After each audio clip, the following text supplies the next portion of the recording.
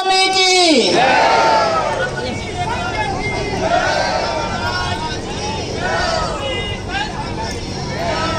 महानुभावों, वास्तविकता में इंदौर में आकर आज कुछ अलग ही नज़ारा दिख रहा है। लग रहा है कि हम इंदौर में आए हुए हैं, जहाँ की समाज ऐसी प्यासी है, जहाँ भी महाराज जी जा रहे हैं हर कोई कह रहा महाराज जी चतुर्मास चतुर्मास। पर चतुर्मास पता नहीं कहाँ होगा, वो महाराज जी के दिमाग में चल रहा होगा।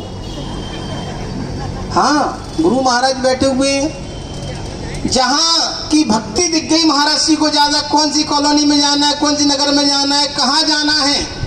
कहा जाता है चातुर्मास और मुनिराज का विहार श्रावक के पुण्य से चलता है।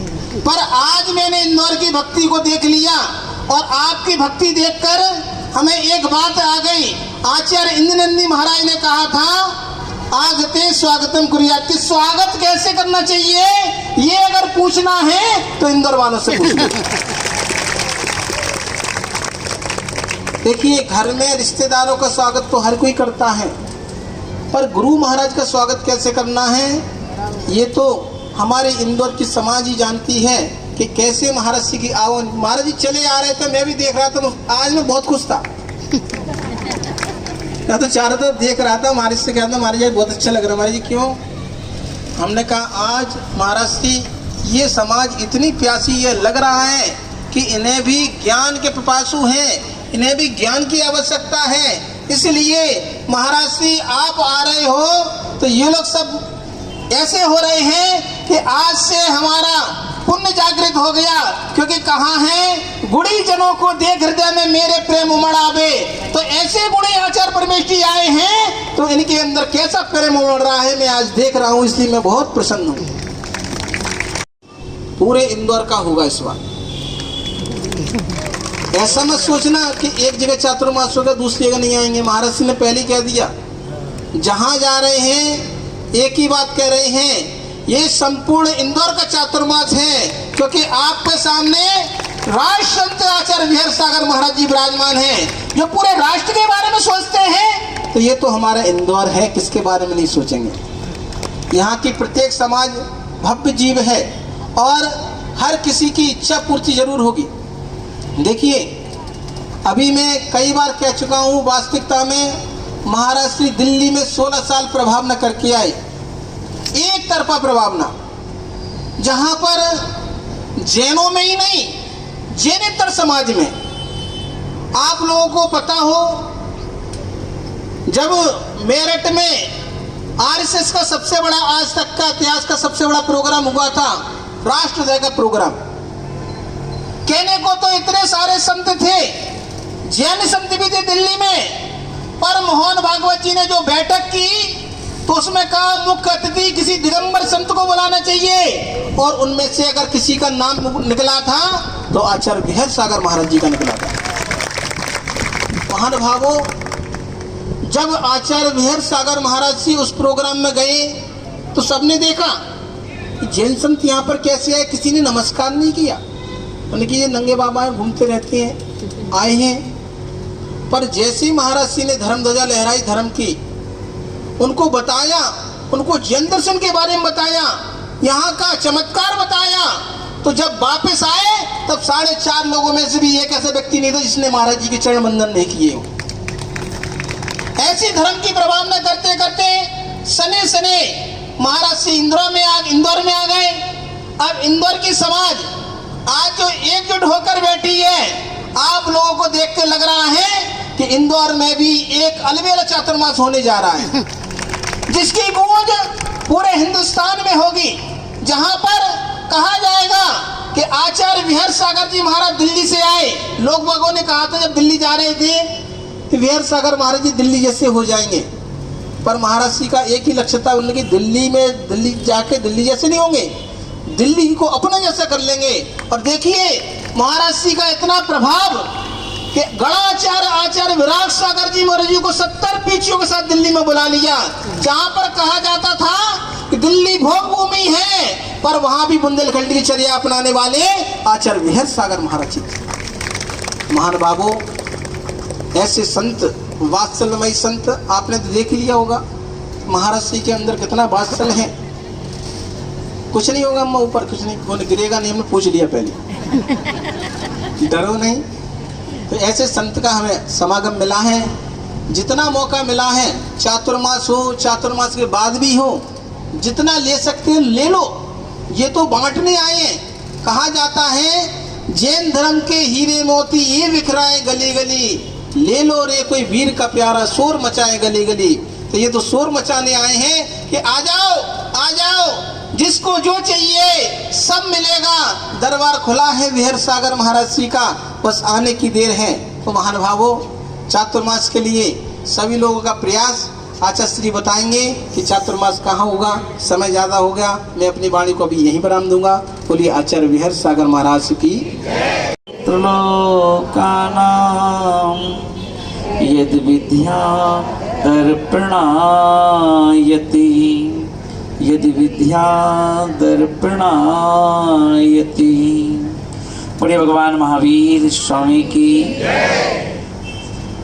24 तीर्थंकर भगवान की, गणाचार्य गुरुदेव श्री पराशर जी महाराज की, संत शिरोमणि आचार्य गुरुदेव श्री विद्यासागर जी महाराज की, अहिंसामयी विश्व धर्म की।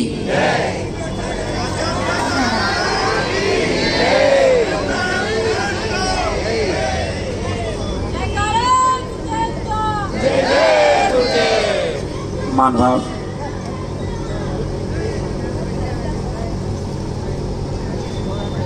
आज इंदौर की इस धरा पर पहली बार आने का और यहाँ के लगभग 200 से ज़्यादा मंदिर हैं। उन मंदिरों के प्रभु के दर्शन करने का सौभाग्य जो मेरा जागृत हुआ है, और इसी भावना को लेकर के यहाँ इंदौर में आया हूँ। और आकर के आइए अपन देखें कि दिल्ली में जाकर के वहाँ के भोग भूमि कैसी होती है उसको देख कर के आया। अभी हमारे राजकुमार हुए, राकेश जी हुए, तो बोले महाराज श्री कल बात चल रही थी, तो बोले कि दिल्ली के हिसाब से ही सब कुछ होगा, दिल्ली के हिसाब से ही सब कुछ होगा, ऐसा बोल रहे थे बार बार ना। तो मैं देख रहा था कि आज जब प्रवेश हुआ तो सभी लोग बड़े खुश, क्योंकि मैं देख रहा था कि गुरु के आने पर कैसी खुशी होती है। और गुरु आते इसलिए हैं कि वो हमारी अंतस आत्मा पर चोट मार करके हमारे गुणों को, जो गुण हैं जो आच्छादित हैं, उनको उजागर कर देते हैं। और यही कारण है। और ये अपन देखें कि दुनिया में बहुत सुंदर सुंदर चीज़ें हैं। अभी भी दिल्ली में जाओ तो उनका ये मॉल है महाराज जी, बहुत बड़ा मॉल है। अभी हम लोग गुड़गांव में थे तो बोले ये बहुत बड़ा मॉल है, यहाँ पर 4-5 किलोमीटर का मॉल है, और मॉल में सारी चीज़ मिल जाती है। बड़े बड़े शोरूम हैं, गाड़ी सुंदर है, कोठी सुंदर है। और यहाँ तक कि अपन देखें, और आप लोगों की जो दृष्टि है उसने तो सभी चीज़ों को सुंदर मान लिया है। यहाँ तक कि जमीन पर उगने वाली जो घास फूस है ना, उसको भी सुंदर मान लिया। सुंदर मानने का मतलब यह है कि गार्डन के बाहर जब आप निकलोगे तो वहां पर लोग घास का जूस पीते हैं अपने पुद्गल शरीर को ठीक करने के लिए। और कहीं कोई एप्पल खाएगा तो अभी मैं गुड़गांव में मेरा पड़गाहन चल रहा था पंडित जी, तो विधि नहीं मिल रही थी, तो एक बहन के हाथ में 3 एप्पल थे। और जब मैं उनके पास से निकला तो बहन बोली कि महाराज जी विदेशी सेव हैं। बोले विदेशी हैं, और उस पर वो स्लिप भी चिपकी हुई थी, तो वो स्लिप दिखाई, देखो ये देखो, ऑस्ट्रेलिया का है, ऑस्ट्रेलिया का। मैं तो मुस्कुराया चला गया। जब आहार के पश्चात जब वो शाम को स्वाध्याय में पहुंची तो मैंने कहा, बहन कहाँ के एप्पल थे? बोले ऑस्ट्रेलिया के थे महाराज जी। बोले 50 रुपए का एक एप्पल था। 50 रुपए का एक एप्पल 300-400 रुपए किलो के हिसाब से। तो मैं देख रहा था कि दुनिया में कितनी 5 प्रकार का जो मिथ्यात्व है, तो मैं कभी कभी चिंतन करता हूं कि जो 5 प्रकार के मिथ्यात्व में अज्ञान मिथ्यात्व सबके ऊपर हावी हो जाता है, और उस अज्ञानता के कारण से हम ना मालूम किसको सुंदर बोल दें और किसको असुंदर बोल दें। हो सकता है गुणवान व्यक्ति को भी हम सुंदर बोल दें, और जो अगुणी है, जिसमें गुण नहीं है, उसको हम गुणी बोल दें। क्योंकि हमारा मन लगना चाहिए, हमारी आंखों को अच्छी लगना चाहिए। तो आज अपन देखें कि तो मैं चिंतन कर रहा था कि हमारे देश में एप्पल की कीमत है, घास की कीमत है, हर चीज की कीमत है, पर मनुष्य की कीमत नहीं। क्योंकि मैंने एक कविता तैयार की थी। मेरा चातुर्मास दीक्षा होते ही छत्तीसगढ़ में हुआ था, और उस समय विभाजन हुआ था एमपी का और छत्तीसगढ़ का, और प्रथम सीएम योगी जी को बनने का मौका मिला था। ये योगी नहीं, जोगी जी थे वो, अजित जोगी जी, उनको मौका मिला था। तो उन्होंने निवेदन किया था कि विहरसागर जी महाराज, आप उड़ीसा की धरती पर जरूर जाओ, और उड़ीसा की धरती पर जाकर आप वहां जरूर धर्म की प्रभावना करो। तो मैंने वहां पर उनसे पूछा कि ऐसा क्यों? तो उन्होंने बताया कि सबसे दयनीय स्थिति यदि है तो उड़ीसा की है, कि जहां पर वहां पेट भरने के लिए इतनी स्थिति खराब है कि वहां की महिलाएं गर्भ धारण करती हैं पेट को, पूरा पेट भरने के लिए 9 महीने पेट में भर के उस बच्चे को पालती हैं, और पैदा होते ही उसे मात्र 200-500 रुपए में बेच देती। तो मैंने वहां एक कविता बनाई थी कि महंगाई के समय में यदि होता रहा इसी तरह उतार चढ़ाव, कि महंगाई के इस देश में होता रहे यदि ऐसे ही उतार चढ़ाव, तो एक दिन पढ़ लेना अखबार में ये भाव। अगर अखबार में भाव आते हैं ना, सब्जी क्या रेट चल रही है, क्या कौन सा रेट चल रहा है, तो पढ़ लेना अखबार में एक दिन ये भाव, गेहूं 25 पैसे जोड़ी। अभी तुल के मिलते हैं तो क्या होगा, 25 पैसे के 2 के हिसाब से मिलेंगे, कितने चाहिए ले जाओ। तो गेहूं 25 पैसे जोड़ी, चावल 2 रुपया कोड़ी, एक कोड़ी 2 रुपए के हिसाब से चावल ले लो।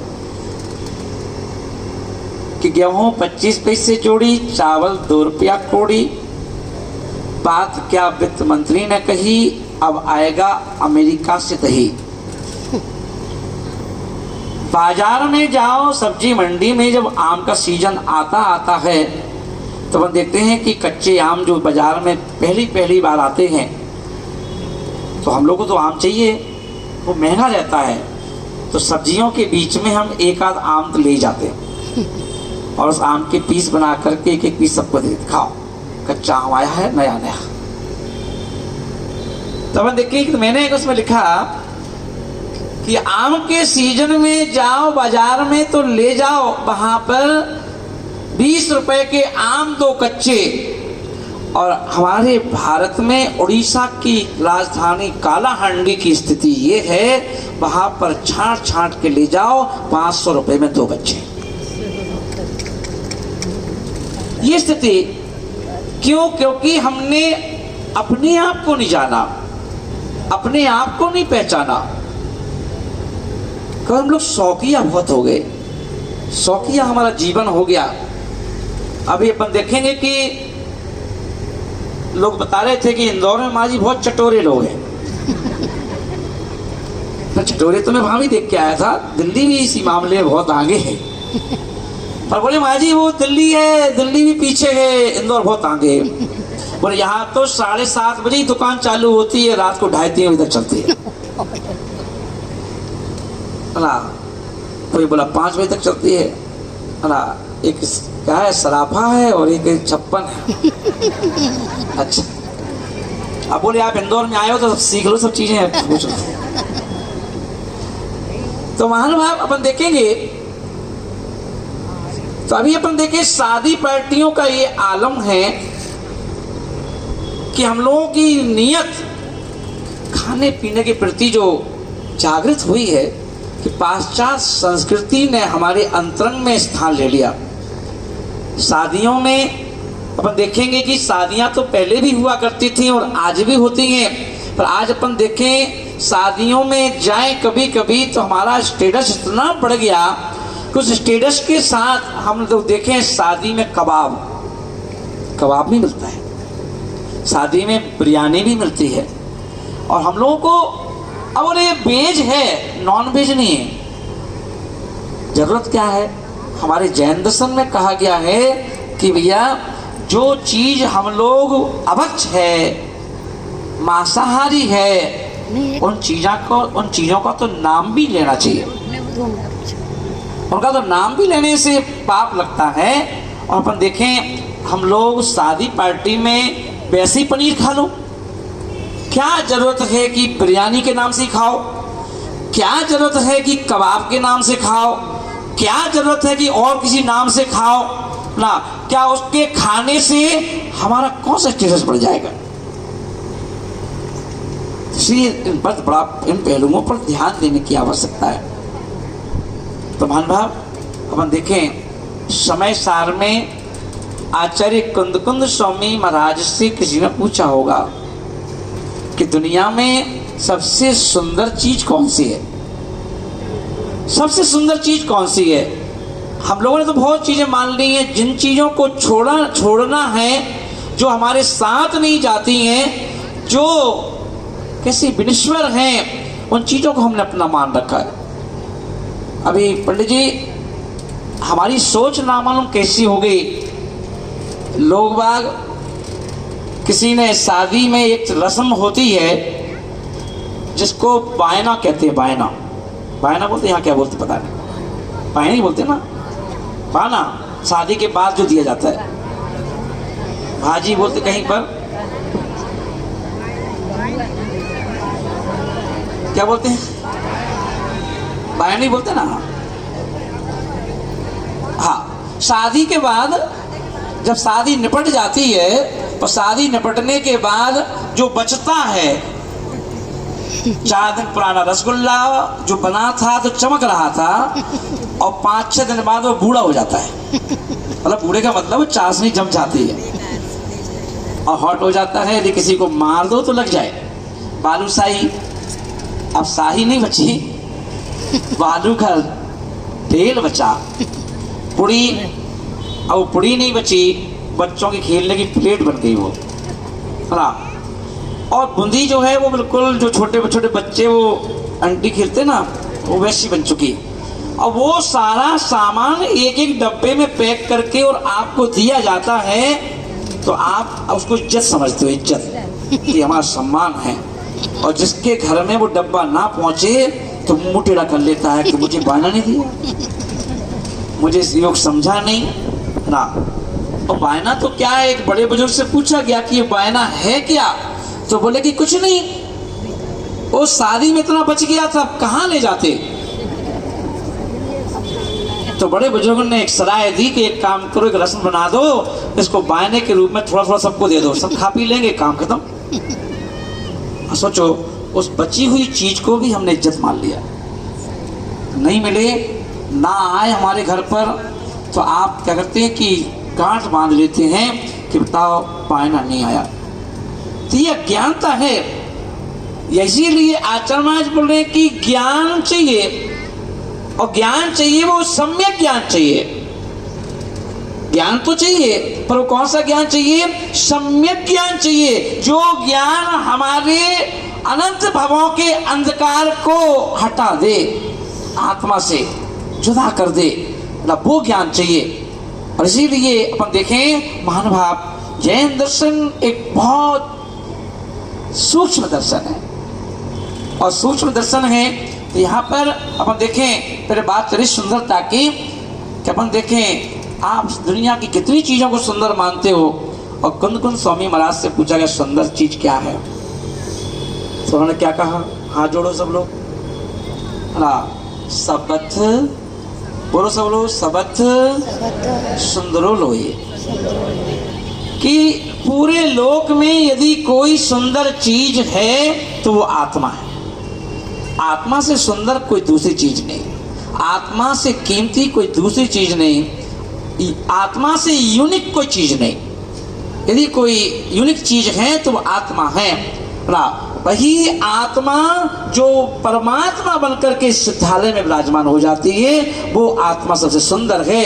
इसलिए ज्ञानी जीव जो हैं, ये देखो, अरे रतनलाल पंडित जी जैसा नाम ना, ऐसा काम ना, देखो पिछले पुण्य ऐसे पुण्य किए होंगे कुंद कुंद स्वामी महाराज की तरह, कि आज अपन देखें ना सुल्तान आराधक के रूप में, और जिनवाणी पुत्र कहो चल जाएगा ना। और आपने देखे इस जीवन में ज्ञान पुस्तकों के पन्ने पलटाते पलटाते जीवन निकाल दिया, शास्त्रों के पन्ने पलटे पलटाते जीवन निकाल दिया ना। और सबको देखो ये दीदी भैया हैं, इनको सबको ज्ञान दे दे करके विद्वान बना दिया ना। ये ज्ञानी है ना, क्योंकि इन्होंने उस रस को जाना है और समझा है कि सबसे सुंदर कोई चीज है भैया तो वो आत्मा है, और आत्मा ज्ञान से चमकती है, इसे ज्ञान में लगे रहो। तो मान भाव, हमें क्या चाहिए? ज्ञान चाहिए। क्या चाहिए हमको? ज्ञान चाहिए। आप चटोरे लोग हो, कोई बात नहीं, वो भी भोग का एक साधन है ना। और आचार्य महाराज ने कहा है कि भोग, धन को 3 स्थान में बांट दिया, और धन की 3 गति हैं ना। पहली क्या है? भोग। क्या कर लो? भोग। मैं भोग कहूंगा, और भोग क्यों कहूंगा? क्योंकि हमारे तीर्थंकरों ने पहले भोग किया है। कोई बोलता है कि सोनिया गांधी और राहुल गांधी जी का सामान इंग्लैंड से आता है, ऐसा बोलते हैं लोग। और कोई बोलते हैं मायावती की चप्पलें भी हैं तो वो विदेश से आती हैं, वो अपने हेयर स्टाइल सेट करवाने जाती हैं तो विदेश जाती हैं। अरे तो लोग उनको देख के ताज्जुब करते हैं। हम कहते देखना है तो क्या मायावती को देखना, क्या सोनिया गांधी को देखना, और क्या राहुल गांधी को देखना, और देखना तो तीर्थंकरों को देखो, जिनका भोजन कपड़े कहाँ से आते हैं? स्वर्ग से आते हैं, स्वर्ग से आते हैं। यहाँ तो मनुष्य ही मनुष्य लाते हैं, मनुष्य खरीदते, मनुष्य बेचते हैं, और वहां तो मनुष्य होकर के देवताओं की सेवा करते हैं। इतना अच्छा भोग बताओ कि स्वर्ग से भोजन आए, स्वर्ग से कपड़े आए, स्वर्ग से आभूषण आए, इतना जलवा किसका हो सकता है? तीर्थंकरों का है। और जो तीर्थंकरों का जलवा है तो भाव तो ऐसी भावना कि हम भी तीर्थंकरों की तरह जलवे के साथ रहें, पर खाली जलवे के साथ खाना पीना नहीं है, एक समय आने पर सब कुछ छोड़ना भी है। फिर दान आ गया, क्या कर दो? पहले भोग कर लो, भोग करो, और भोग करके तुम्हारा मन संतुष्ट हो जाए तो दान करो। ऐसा नहीं कि अभी कमाया है भोग ही नहीं किया ना। और अंबानी बंधु को देखो, बोले कि पत्नी के बर्थडे होने पर हवाई जहाज गिफ्ट कर दिया ना, और यहाँ पर अपना कोई बर्थडे पड़ जाए तो पति को याद ही नहीं और उसको याद दिलाना पड़ता है। कभी कभी किसी पत्नी का बर्थडे हो और सुबह सुबह वो देखो बेचारी ना, वो पति को देख देख के यही सोचती है कि अब बोलेगा, शायद अब बोलेगा, अब बोलेगा, है ना। और फिर बार बार और जब भी नहीं बोलता है तो बोले आपको मालूम है आज क्या है? अब पति को तो कैसे मूड खराब रहता है तो क्या है, आपको याद नहीं है, आपको मालूम नहीं है?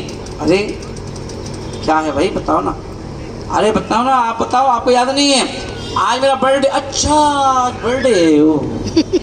और पहले वही बर्थडे शादी के पहले पूछ के मनाना था, अगर पत्नी को याद ना हो पर पति को याद होता था, क्योंकि अभी एंगेजमेंट नहीं हुई थी ना। तो बर्थडे मनाने के लिए दूर चला जाता था और अब उसको याद नहीं है बर्थडे ना। तो अपन देखें कि अंबानी के शौक, अंबानी के भोग देख करके ना सोचो, भगवान से यही कहो कि भगवान अगर हम कमा रहे, वैसे तो कमाना है तो धर्म कमाओ, पुण्य कमाओ ना, क्योंकि पुण्य होगा तभी सब कुछ होगा। तो इसलिए आचार्य महाराज बोल रहे हैं कि ध्यान रखना। कितने लोगों ने सराफा में चाट खाई है? नहीं खाई, तो रात में अपन खाते हैं। और एक और है 56, वो क्या नाम, हाँ उसने भी चाट खाई ना। कितने लोग हाथ उठाओ, एक बार उठाओ हाथ। अच्छा सभी ने खाई लगभग। हाँ हाँ, तो अपन ये देखेंगे, चाट खाओ, चाट खाने में कोई दिक्कत नहीं है, पर कभी कभी अपन देखेंगे अगर आप किसी दुकान पर जाकर के यदि आपकी इच्छा कचौड़ी खाने की है तो आप उस दुकानदार से क्या बोलते हो कि भैया एक कचौड़ी दो? क्या कहोगे गांधी जी, एक कचौड़ी दो? तो वो दुकानदार आपको कचौड़ी कैसे देता है? यदि वो कचौड़ी उठा करके और हाथ में रख दे के ये लो, तो क्या आप लोगे? बताओ, नहीं लेंगे। क्यों नहीं लेंगे? क्यों नहीं लेंगे भाई, बता तो दो, क्यों नहीं लोगे? एक व्यक्ति बोले माँ जी भिखारी थोड़ी ना है, कैसे लेंगे? सम्मान से लेंगे ना, या तो दोने में रख के लेंगे, या कटोरी में रख के, प्लेट में रख के लेंगे, कागज पे रख के लेंगे। तो बोले कि कागज, दोना, प्लेट ये है क्या? बोले सम्मान। कागज क्या है? सम्मान है। प्लेट क्या है? सम्मान है। दोना क्या है? सम्मान है ना। और आप जब तक सम्मान कब तक चाहिए आपको? यदि कोई खाली दोना दे दे तो आप फेंक दोगे, कोई कचौड़ी रख के दोना दे दे तो आप उसको अच्छे से लेके चलते हो, नीचे भी नहीं करते ना ऊपर। जब कटोरी दोने में कचौड़ी हो तो हाथ कितने ऊपर होता है? होता ना ऊपर की ओर ना, नीचे नहीं लाते, ऐसे ऊपर रखते हो, क्योंकि उसमें कचौड़ी है। और कचौड़ी काय में है? आपके सम्मान में, सम्मान के दोने में या सम्मान के प्लेट में। और जब तक उस सम्मान में कचौड़ी रखी हुई है तब तक आपका हाथ ऊपर रहता है, रहता ही रहता है। अच्छा ये बताओ, सम्मान को घर पे कितने लोग लेके आते हो? हैं? नहीं लेके आते ना? नहीं लाते हो, कहाँ फेंक देते हो? डस्टबिन में फेंकते हो। डस्टबिन में, तो डस्टबिन में क्या फेंका आपने? सम्मान। क्या फेंका? इज्जत फेंकी, इज्जत ना। और आपकी इज्जत को कुत्ता चाटता रहता है।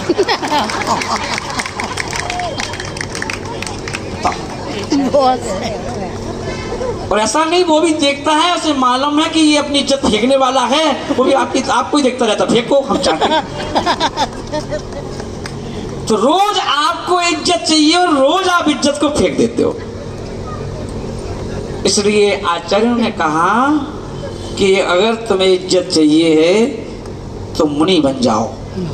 मुनि महाराज के पास कोई दोना नहीं है, कोई प्लेट नहीं है, कोई कागज नहीं है, उनका वो दोना अपना कभी फेंकते नहीं है, उनका दोना हमेशा साथ में रहता है। जब आहार में जाते हैं तो ये दोना बन जाता है, और जब आहार खत्म हो जाता है तो आशीर्वाद बन जाता है। पंडित जी चौके में गए तो दोना बन गया दोनों हाथों का, और आहार खत्म हो जाए तो वही दोना क्या बन जाता है? आशीर्वाद। अरे महाराज जी आपने आशीर्वाद नहीं दिया, महाराज अपना दोना उठा दिया जो, और आप खुश हो जाते हो ना।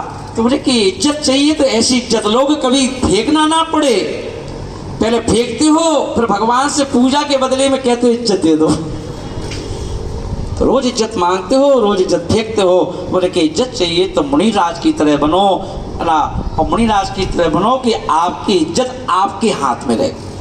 और कहते हैं ना कि जीवन में ऐसे काम करना कि आपकी इज्जत आपके हाथ में रहे। तो इसलिए महानुभाव, वो इज्जत कब तक है? जब तक उसमें कचौड़ी रखी हुई है, और कचौड़ी खाने के बाद उसका कोई काम नहीं। ऐसे ही आत्माज बोल रहे हैं कि जीवन में जियो, दुनिया की जितनी भी चीज़ें हैं वो दोना है, पर ये ध्यान रखना, जैसे दोने को पकड़ करके भी ध्यान आपका कचौड़ी पर होता है, ऐसे ही हमारी आत्मा एक कचौड़ी की तरह है। जब तक ये कचौड़ी को सिद्धालय तक मत भेज देना, तब तक इसका ध्यान रखना। चाहे घर में रहो, चाहे बाहर रहो, चाहे कहीं भी रहो, परिवार के साथ तो रहना, पर परिवार को अपने भीतर मत ले जाना। एक किसी ने, मैंने दिल्ली में था तो मैंने लोगों से पूछा, ऐसे सभा चल रही थी, तो मैंने कहा बहन ये बताओ, अशुद्धि में आप ग्रंथ को छू सकते हो क्या? नहीं छू सकते ना। और आपसे कहा कि आप सूतक पातक में ग्रंथ को छू सकते हो क्या? बोले नहीं छू सकते ना। तो बोले कि ऐसा कोई ग्रंथ है जिसे आप 24 घंटे साथ में लेके चलते हो? तो बोले वो भी नहीं। तो मैंने कहा एक ग्रंथ ऐसा भी है, एक ग्रंथ ऐसा भी है जिसे आप अशुद्धि में भी पढ़ सकते हो। एक ग्रंथ ऐसा है जिसे आप अशुद्धि में भी पढ़ सकते हो, उसे आप सूतक पातक में भी पढ़ सकते हो। और वो ग्रंथ ऐसा है कि ऑल वर्ल्ड कहीं भी चले जाओ वो आपको वहां मिलेगा। ग्रंथ है और 2 पन्ने का है, उसमें 2 पेज है मात्र, ज्यादा नहीं है, क्योंकि सारभूत जो बात है वो उसमें नोट है। 2 पन्ने का शास्त्रों का निचोड़ है। भला आप कहें कौन सा ग्रंथ है इसमें? हाँ, कोई बताएगा क्या? ना है नहीं आपके पास? अरे ऐसा कोई घर नहीं जहां पर वो ग्रंथ ना हो ना। वो ऐसा ग्रंथ है कितनी महिलाओं के बैग में होगा, है ना। वो ग्रंथ है, मोबाइल नहीं है। आपने, मैंने कहा ना, आपने अब मोबाइल को अपनी जिंदगी मान लिया, है ना। जितनी बच्चों की चिंता नहीं है, जितनी पति की चिंता नहीं है, इतनी मोबाइल की चिंता है। रात्रि में बच्चे दूध पी के सोए कि नहीं सोए इस पर ध्यान नहीं देंगे, पर मोबाइल रिचार्ज करना नहीं भूलेंगे। यहाँ पर कहा कि वो कौन सा ग्रंथ है, तो हम देखेंगे वो ग्रंथ, आपने देखा 8 प्रातिहारों की चर्चा की जाती है। हर विधान में 8 प्रातिहार रखे जाते हैं, पर 8 मंगल द्रव्य होती हैं, और उस मंगल द्रव्य में एक द्रव्य होती है दर्पण। वो ग्रंथ का नाम दर्पण है। उस ग्रंथ का नाम क्या है? दर्पण है। अब बताओ, दर्पण को तो छू सकते हैं ना अपन अशुद्धि में, हैं? दर्पण को सूतक पातक में छू सकते हैं ना, छूते ही है ना। और वो दर्पण जो है कहाँ नहीं है? ट्रेन में भी है, प्लेन में भी है, लेट बाथ में है, जहाँ पर वाशबेसन लगा है वहां पर भी है कि नहीं? वो ग्रंथ, वो दर्पण ने, वो क्या है? ग्रंथ है। और वो ग्रंथ ऐसा ग्रंथ है जो हमको शिक्षा देता है। क्या शिक्षा देता है? वो ग्रंथ हमें ऐसा शिक्षा देता है, वो कहता है कि 2 बातें ध्यान रखना अगर तुम्हें भगवान बनना है। 2 बातें दर्पण कह रहा है कि ध्यान रखना 2 बातों का। गांधी जी, वो 2 बातें कौन सी हैं? तो वो कहते हैं, पहली बात तो ये है, दर्पण कहता है जीवन में तुम्हारे कोई भी आए, माँ, पिता, भाई, बहन, पति, पत्नी, रिश्ते, 18 नाते हैं, कोई भी तुम्हारे सामने आए उसका स्वागत करो। क्या करो? उसका स्वागत करो। दर्पण के सामने जब भी अपन जाते हैं तो दर्पण हमारा स्वागत करता है। दर्पण कभी काले व्यक्ति को देख के मुटेड़ा नहीं करता, करता है क्या? कोरोना का मरीज यदि दर्पण के सामने चला जाए तो दर्पण मुटेड़ा नहीं करता, भागता नहीं है दूर, भागता है क्या? कोई टीबी के मरीज हो, कोई कैंसर का मरीज हो, दर्पण सबको देखता है, सबका स्वागत करता है। तो उसने कहा कि पहली सीख तो ये ले लो, सबका स्वागत करो। अब हम किसका स्वागत करते हैं? देख देख करके, चीन चीन करके, जो अपना है हम उसका स्वागत करते हैं। इतनी भीड़ में यदि कोई सहेली आ जाए और वो दूर खड़ी हो और आपकी नजर पड़ जाए तो इशारा करोगे, अब वो कहेगी भी वहीं से दूर से, अरे जगह तो है नहीं है,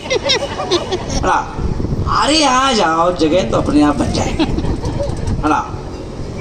क्योंकि पहचान की है, सहेली है। और यदि कोई सहेली नहीं है और वो अपने आप आ जाए, अरे क्या पैर मार दिए, पैर दिया, नहीं घुसेंगे, जेने के वहां बैठ जाएंगे, है ना? दर्पण ने कहा कि जब तक ये स्वभाव है, जब तक आप अपनी आत्मा से दूर हो, सबका स्वागत करो। जैसे भगवान सबका स्वागत करते हैं कि भगवान के समोस्तरण में एक और मुनिराज बैठे हैं और एक और त्रियंच बैठे हैं। आप त्रियंच को भगा देते हो, त्रियंच को बगल में बिठाते हैं, फिर सबका स्वागत करो। अब कभी भेदभाव मत करो, ईर्ष्या मत करो, घृणा मत करो।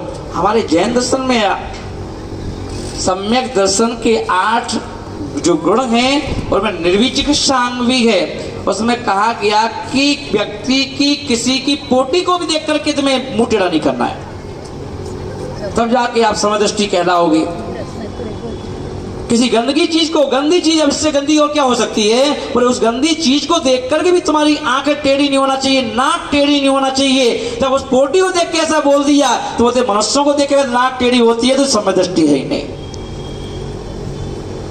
नाक टेढ़ी नहीं होना चाहिए किसी को देख के, तब समदृष्टि कह सकते हो अपने आप को। तो बोले कि सबका स्वागत करो, चाहे वो त्रियंच हो, चाहे वो किसी भी जाति का व्यक्ति हो। बुरा है तो भगवान से प्रे करो। धर्म ध्यान के 4 जो वेद हैं उसमें अपाय विचय क्या बोल रहे हैं? अपाय विचय यही तो बोल रहा है कि किसी बुरे व्यक्ति को देख करके उसकी निंदा मत करो, उसकी आलोचना मत करो, प्रभु से प्रार्थना करो कि इसको सद्बुद्धि दो कि ये सत्पथ को पकड़ ले और सत्पथ चल करके अपनी आत्मा का कल्याण कर ले। अपाय विचय जैसे महानुभाव, दर्पण का पहला गुण क्या है? हाथ लो सब लोग, बोलो। जीवन में कोई भी आए है ना, उसका स्वागत करो, है ना? क्या बोलो? जीवन में उसका क्या करो? थोड़ा लाउडली बोलो। जीवन किसका? जीवन में कोई भी आए उसका स्वागत करो। ऐसा नहीं कि पहचान किया है तो और वो ऐसे आया तो मुंह टेढ़ा कर ले, नहीं नहीं, सबका स्वागत करो। और दूसरा गुण दर्पण का, उस ग्रंथ का दूसरा गुण है कि दर्पण की एक विशेषता होती है कि दर्पण एक दिन में हजारों लोगों को देख ले पर कोई रिकॉर्ड नहीं है दर्पण के पास, क्योंकि उसने दिल में कोई स्थान नहीं दिया। दर्पण ने स्वागत सबका किया, सम्मान सबका किया, पर किसी को रिकॉर्ड में नहीं है।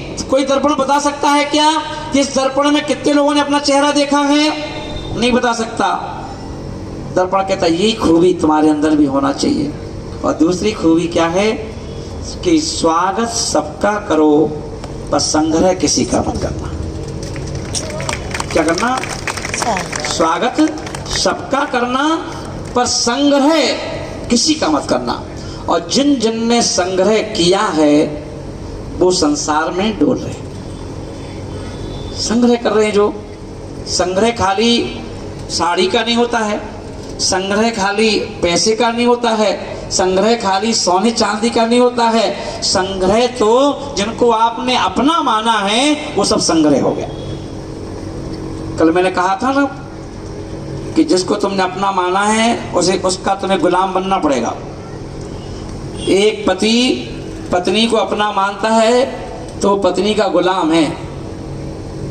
अगर सफर में पत्नी को ले जाए, कभी पूछा तुमने कि सफर में हमें क्यों ले जाते हो?